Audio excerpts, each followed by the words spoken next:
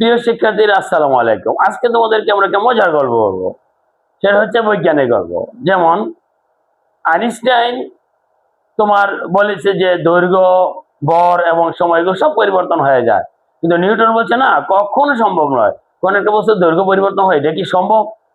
ভর পরিবর্তন হয়ে যায়, কি সম্ভব? সময় তো সময়, এটা স্থির, এটা কখনো সম্ভব নয়, পরিবর্তন হতে পারে না। কিন্তু আইনস্টাইন প্রমাণ করে দেখিয়ে দিয়েছেন, কোন বস্তু যদি আলোর দ্রুতির কাছাকাছি বেগে চলে, আলোর বেগে কোনো বস্তু যদি চলে, তাহলে সেক্ষেত্রে বস্তুর ভর, বস্তুর বেগ, মানে বস্তুর ভর এবং দৈর্ঘ্য এবং সময় তিনটাই পরিবর্তন হয়ে যেতে পারে। এক্ষেত্রে আইনস্টাইন দুটো স্বীকার্য আছে।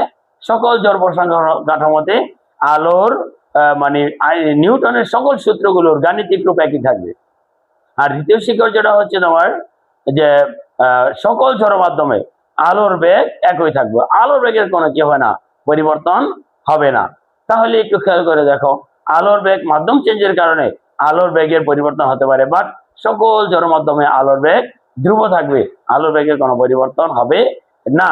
এইভাবেই তোমার বিজ্ঞানী আইনস্টাইন বলেছেন যে কোনো একটা বস্তুর সাপেক্ষে অপর একটা বস্তু যদি গতিশীল হয়, আর এই বস্তুটা যদি ধ্রুব বেগে গতিশীল হয়, আর সেই বেগটা যদি আলোর বেগের কাছাকাছি বেগে গতিশীল হয়, তাহলে অবশ্যই সেই ক্ষেত্রে কোনো বস্তুর দৈর্ঘ্য বা গ্রহ নক্ষত্রের দূরত্ব, তারপরে হচ্ছে কোনো বস্তুর ভর, ভর বলতে ভরের পরিমাপ বলতে জড়তার পরিমাপ বোঝায়, পরিমাপ বোঝায়, এটা পরিবর্তন হয়ে যাবে এবং সময় দীর্ঘ হয়ে যাবে।